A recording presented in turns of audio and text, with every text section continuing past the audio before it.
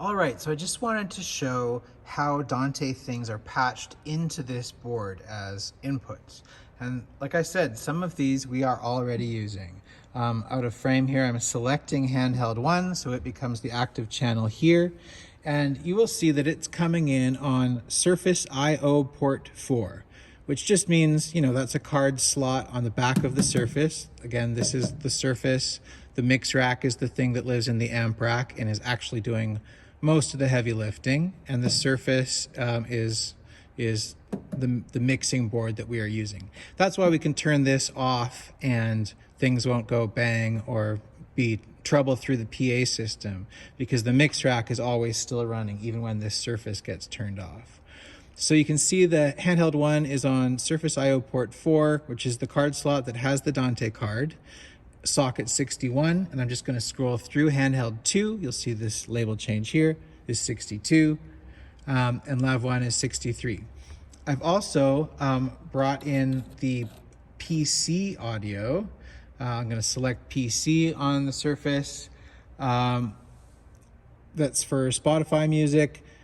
It is socket 1 and 2 because we have 1 through 48 connected between this board and the iMac by default, so that we can do multi-track recording and Dante virtual sound card.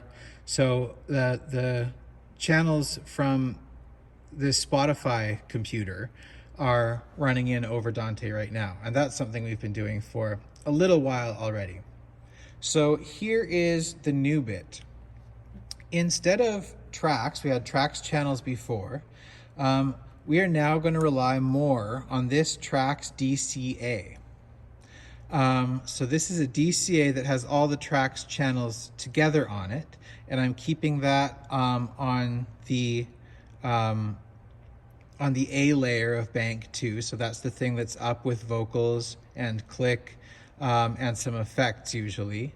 But when I go down here and look at this second layer, instead of just a stereo channel for tracks, there are 3 stereo channels for tracks. I've got tracks, track percussion, and track guitar. And if you look at their inputs, they are coming in on 53, 54, 55, 56, and 57, 58. So that is how we can get 6 different channels, 3 stereo pairs that are just backing tracks that you can EQ, you can compress, you can change the leveling between songs. It opens up all those possibilities. And way over here on the click is now not coming into the drum snake anymore.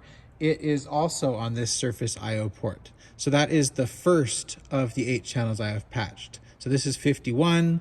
When we add a cues track, that'll be 52, and then 53, 54, 55, 56, 57, 58 is 8 channels coming from that laptop all through the Dante card into the board to give us separate control of separate things, which is great.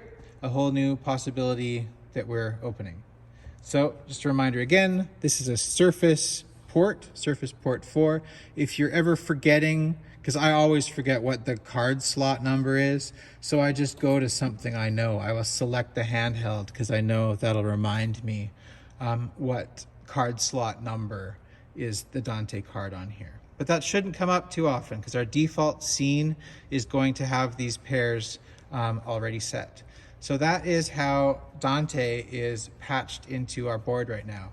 Incidentally, on this second screen here, I can show you that the input numbers I've chosen for these tracks happen to match the channel numbers. So I'm patched in the 50s on the Dante controller software. So I just picked the 50s of the input channel numbers on the board to make them match. They don't have to, but they could. 51 is going to be click probably. Click happens to be somewhere else now because that's from before.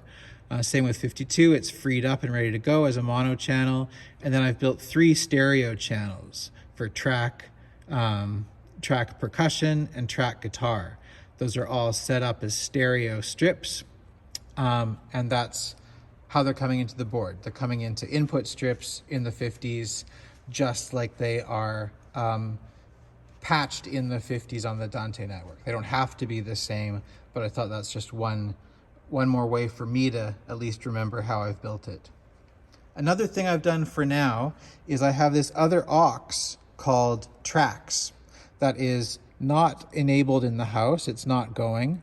And if I select its mix, I'll see that the only things assigned to it are these 3 stereo tracks in equal proportions pre-fader. So these are being sent and bused together, and this bus is what people are listening to in monitors, in band monitors right now. Eventually, we'll probably give the band separate control over some of these stems, but it might cause more harm than good. So for now, they're just hearing all the stems in equal proportions because I've bussed them and sent them out as one stereo pair on an aux for them. So that's TRAX with an X. So that's what that exists for, is to combine these pairs in equal proportions to give them to the band to have in their ME1s on their monitor mix. So that is how we're using Dante in new ways. And then I'll do another video right now to show DCA spills, because now that we have more and more tracks, that's really becoming a more and more useful way to work. So rather than an option, I think it's going to be a good default for all of us to be using.